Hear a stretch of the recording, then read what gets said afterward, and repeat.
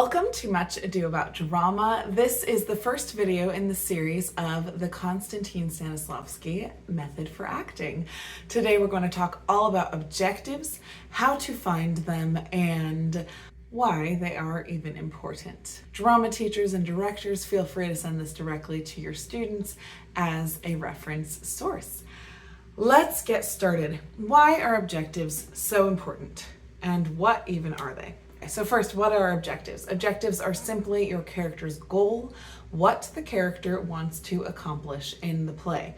And why is that important as an actor to identify? Well, objectives or goals are something that operate with every human being, right? We all have major goals in our life, and those goals, objectives, shape our choices. It's the same thing with our characters, and so it is the first step in understanding your character and what is driving them forward through the course of a scene or an entire play or a monologue or whatever it is that you're working on. You have to know just this basic piece of information about them. Let's compare it to real life. Most students have the objective of graduating high school or college or wherever you're at in life, right? Graduation is a major objective.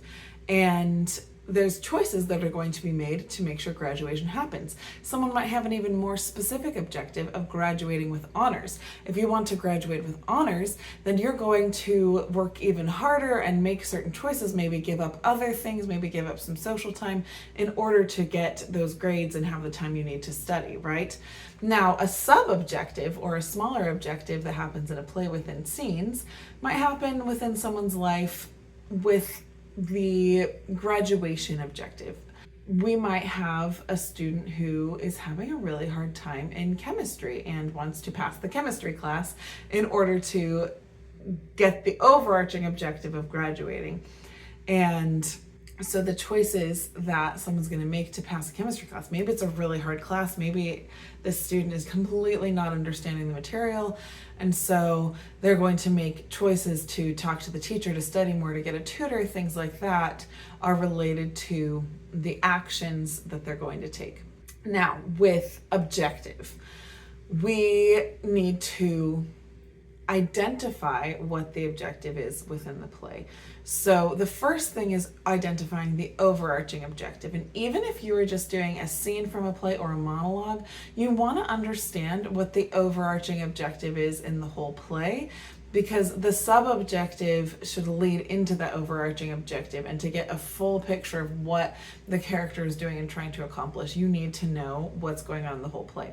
So if your teacher tells you you need to read the whole play, even if you're just doing a scene, that is why it is sound advice and you should follow it.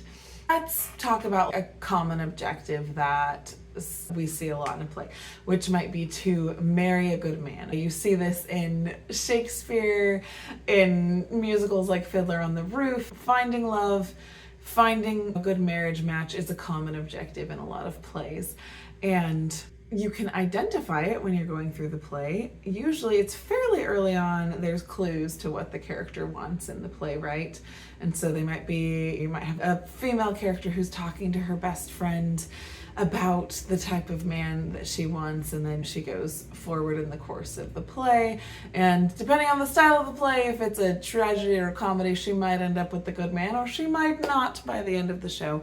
But that is what you look at. You look at towards the beginning, what types of things are the characters saying that give you clues to the objective within a given scene, and then the overarching objective.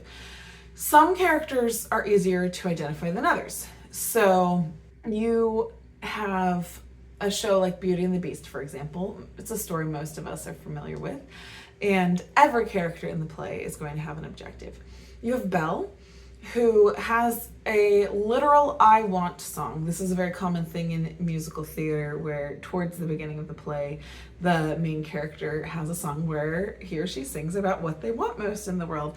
And so Belle says, I want adventure in the great wide somewhere, right? And that is related to this overarching objective she has of getting out of the poor provincial town and having more of a meaningful life. And when you're in a play like Beauty and the Beast, though, you might not be playing Belle, right? But everyone on stage has an objective. Everyone in the town has an overarching objective. So whether it is said in the script or whether you have to infer it through what information you do have in the script, even if it's just clues, you as an actor always should find an objective. Let's talk about some of the other characters in Beauty and the Beast in that initial town scene. So Belle wants the adventure in the Great Wide Somewhere and escape from the poor provincial town where they're all making fun of her. You have Gaston, his is pretty obvious, he wants Belle. You have the girls who are chasing Gaston around, pretty obvious, they want Gaston.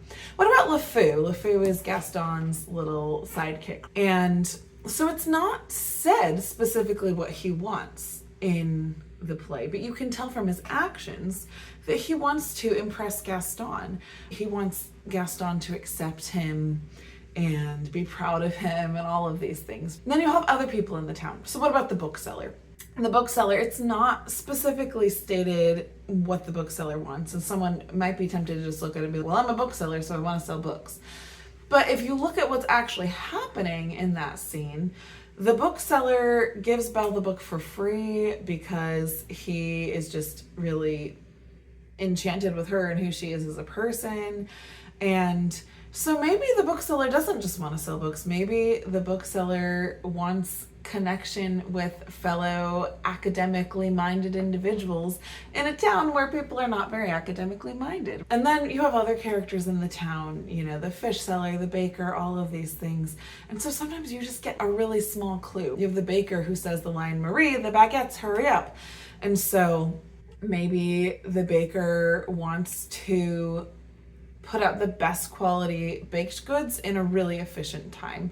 And so just little clues to what your objective is. But no matter the character, even if you have not even a single individual line in a given play, your character, if you show up on stage, you as the actor need to know the objective of your character. And just taking that one little step is going to help you with making any choice about what the character is doing and how they're interacting with other people.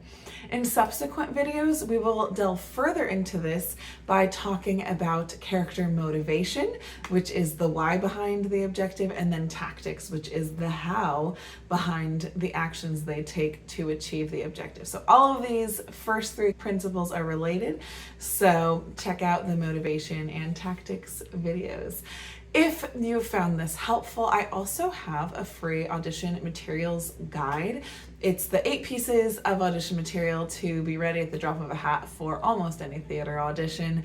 And if you sign up for that, you will also be signing up for my newsletter where I will be sending regular tips and tricks about acting, auditions, and everything theater related.